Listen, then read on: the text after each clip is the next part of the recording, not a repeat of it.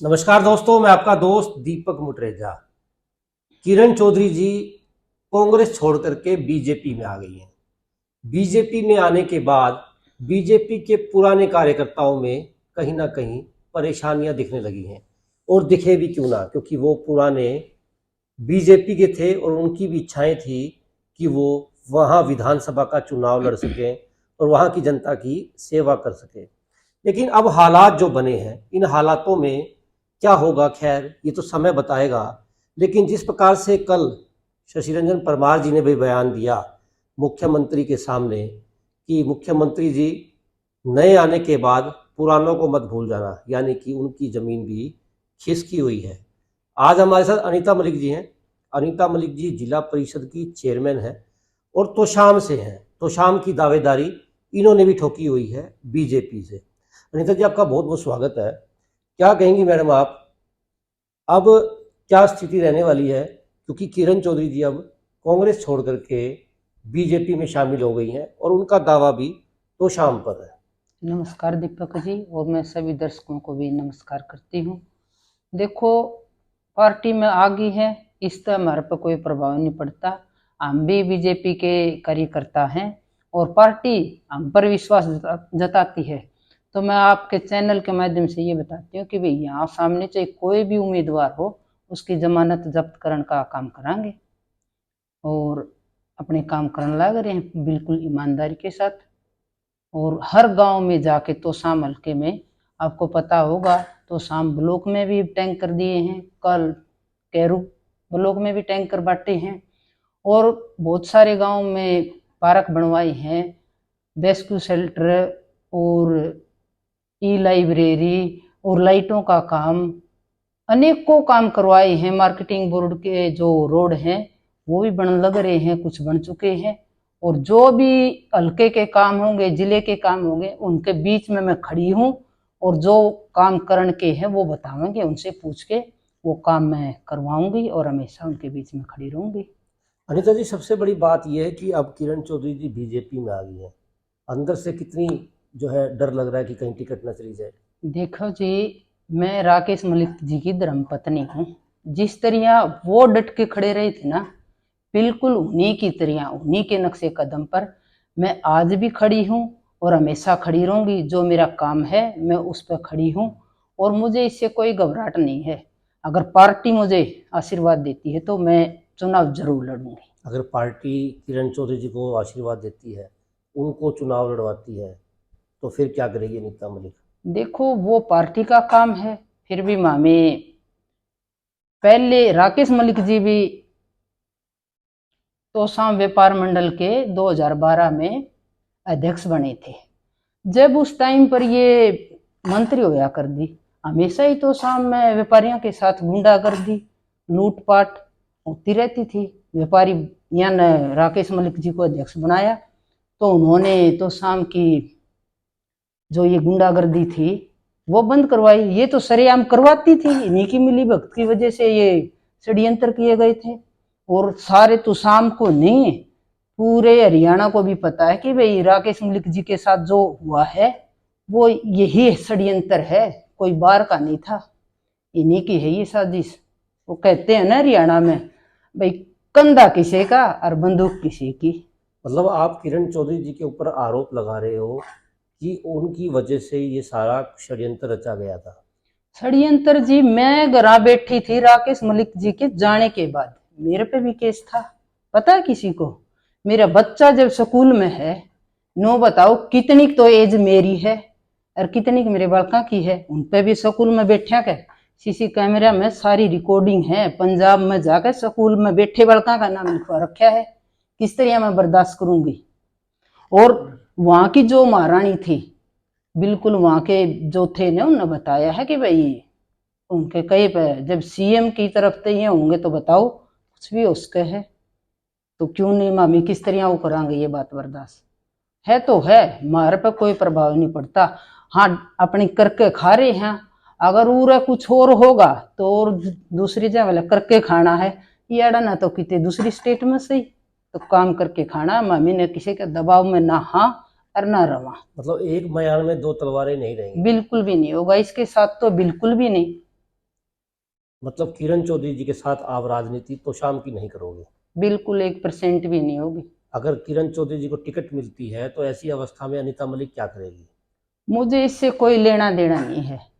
मेरे लिए ये आज भी उसी जगह खड़ी है। पूरी हरियाणा जी, पूरे हरियाणा को पता है, तो शाम को बड़े से लेके बच्चे लोग पता है।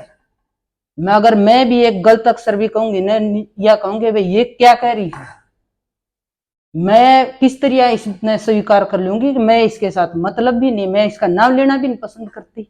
अगर बीजेपी में टिकट मिल जाती है उनको, तो आप क्या उनकी मदद नहीं करोगे, क्योंकि आप भी बीजेपी पार्टी में हो? बिल्कुल 1% भी नहीं। राकेश मलिक जी जिस तरह विरोध में थे, बिल्कुल 100% उन्हीं की तरह आज मैं भी उसी जगह खड़ी हूँ और विरोध करती हूँ और करती रहूंगी मरते दम तक।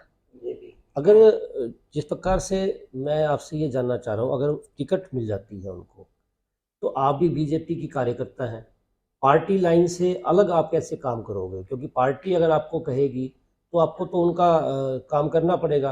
अगर पार्टी आपका अगर काम नहीं करोगे तो पार्टी आपको निष्कासित कर देगी पार्टी से ही।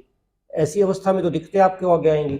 देखो, वित्त मंत्री जी जेपी दलाल जी और बड़ी बहन सुधा जी और कैप्टन अभिमन्यु जो भी हमें आदेश देंगे, इनको छोड़ के अगर वो ये कहेंगे ना भाई अनीता आपको कुएं में कूदना है, तो मैं कूदने तैयार हूं, पर ये बात नहीं स्वीकार होगी।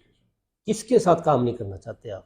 मैं नाम नहीं लेना चाह रही जी, आपने बार बार ले लिया वही बहुत है। और जो फैन है तो शामिल के वाले बच्चे बच्चे ने पता है भाई अनीता मलिक क्या कह रही है, राकेश मलिक की पत्नी क्या कह रही है। अगर आमने सामने चुनाव लड़ने की नौबत आ गई तो अलग ही मजा है। मैं आपके चैनल के माध्यम से ये कहती हूँ कि जमानत बचा ले, तो आप ये लाइन नोट कर लेना। मैं भी यही हूँ, आप भी यही है। मतलब अनीता मलिक जीतेगी? बिल्कुल 100%। आज से 10 साल पहले राकेश मलिक जी जीत चुके थे, रैली रख रखी थी, 70-80 गांव का दौरा कर चुके थे, रैली बहुत जबरदस्त होने वाली थी और 5 दिन के बाद रैली होनी थी। ये देखो वो बिजनेसमैन थे, बिजनेसमैन का कोई टाइम नहीं है, किसी टाइम आना हुआ है, किसी टाइम जाना हुआ है। तो उसी टाइम पे उनका मर्डर किस तरह हो गया, पहले क्यों नहीं हुआ? उसी टाइम पे क्यों हुआ? लोग मूर्ख नहीं है। और मैं बैठी हूँ, किसी के घर से आदमी जाओगा, अगर वो आदमी किसी और का नाम क्यों लेगा? लिस्क है, जिसके साथ बनी है ना उसी को पता है कि भाई मेरे साथ क्या बनी है, किसने करी है। अंदर से मैं भी एक जिंदा इंसान हूँ। अगर मैं इस तरह की वाहियात बात करूंगी तो मेरी आत्मा तो फिर ये सोचो बिल्कुल ही वो है ही नहीं। तो फिर आपने कानून का सहारा उस समय क्यों नहीं लिया था? जिस प्रकार से आपने आरोप लगाए हैं, तो उन आरोपों का कहीं कुछ पता भी लग पाया कि हाँ असली में षड्यंत्रकारी ये लोग थे, या खाली अभी आपको शक है कि इन्होंने ही ये काम करवाया होगा? हमने जी कानून का भी सहारा लिया था। 4 दिन लग यहाँ डेड बॉडी रख के भी बैठे थे और पूरा तो शामल का 4 दिन लग बिल्कुल चिड़िया ने भी पर नहीं मारे थे, बिल्कुल जो बैठे रहे थे। हमारी कोई सुनवाई नहीं हुई, जो हम कर सका थे पूरा हल्काड़े यूं बैठे थे।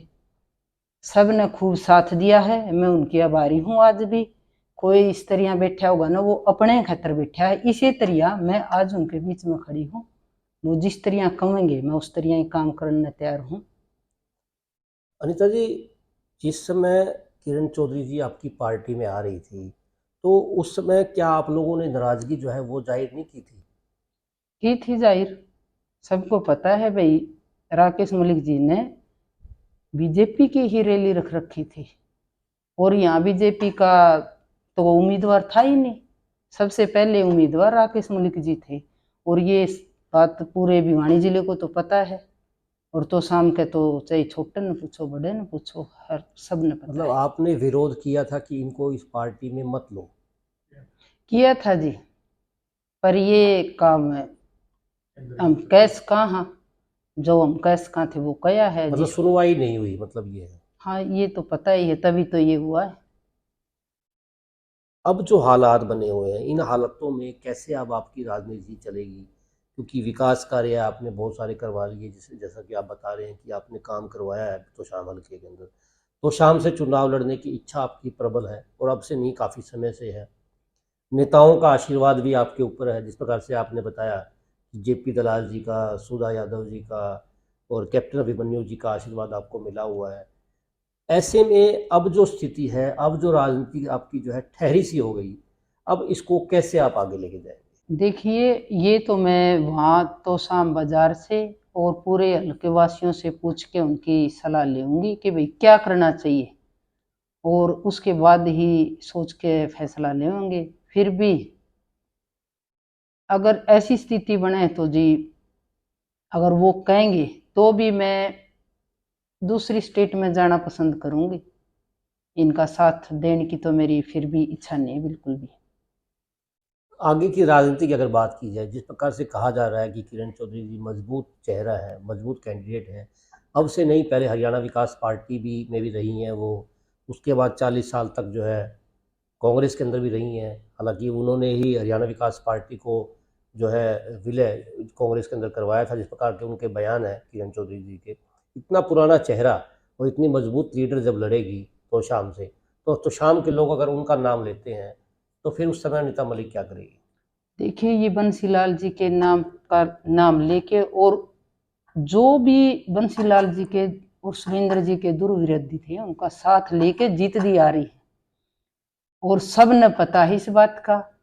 इनने जब सुरेंद्र जी और बंसीलाल जी का साथ नहीं दिया तो ये हरियाणा विकास पार्टी थी, उसमें कहाँ थी या उनका ही नहीं साथ दिया, तो ये तो शाम हल्काड़ा का किस तरह साथ दे सकते है। मैं तो तुषाम में खड़ी रहूं हूँ, बिल्कुल यहाँ की रहने वाली हूँ, पूरी लोकल नॉलेज है क्या काम करवाने चाहिए। एक उनका इशारत है, ये पता चल जाए भाई ये क्या कह रहे हैं। वो तो वो कौन आया कर फैशन शो में उस टाइप का आवा है, रो मन तो अंधा को नहीं इस तरह वो सिर सर मारना भी रहने किस तरह मारा करे। हमें तो सिंपल हाँ, बिल्कुल साधारण और काम। देखिए, मैं मेरे तोशाम वासियाँ तक और गुआंढ के जो आसपास के गांव हैं पूरे तोशाम हल्के की राय लूँगी। अगर वो कहेंगे तो इसके लिए भी मैं पूरी पूरी सोचूंगी और मैं चुनाव पक्का लड़ूंगी, अगर पार्टी आशीर्वाद देती है तो। ये थे अनीता मलिक जी। अनीता मलिक जी भिवानी जिला परिषद की चेयरमैन है, हालांकि बीजेपी के अंदर अभी हैं। किरण चौधरी के बीजेपी में आने के बाद इनकी भी मुश्किलें एक तरह से बढ़ गई हैं। इनकी मुश्किलें क्यों बढ़ी हैं? क्योंकि ये भी चुनाव लड़ना चाहती थी तोशाम हलके से। तोशाम हलके के अब किरण चौधरी भी दावेदार हैं। इसी को लेकर के आज इनसे चर्चा की गई थी। अनीता मलिक आज भी गुस्से में है, क्योंकि इनकी पुरानी जो रंजिश है वो चल रही है। इनका कहना है कि एक षड्यंत्र के तहत इनके पति की हत्या कर दी गई थी। हालांकि मामला जांच का था, पुलिस ने जांच की और कार्रवाई की। अब अनीता मलिक जी का ये कहना है कि वो सोचेंगी, उनका हलका क्या कहता है, अपने हलके के कहने के अनुसार वो अब आगे का काम करेंगी, लेकिन किरण चौधरी के साथ मंच कभी साझा नहीं करेंगी। खैर, ये तो अब वक्त की बात है, वक्त बताएगा कि आगेकार क्या होगा आगे। आपको हमारी वीडियो पसंद आई तो ज़रूर हमारे चैनल को सब्सक्राइब करें, लाइक करें और शेयर करें। आज के लिए बस इतना ही। कल फिर दोबारा मिलेंगे नए चेहरे के साथ, नई खबर के साथ। नमस्कार।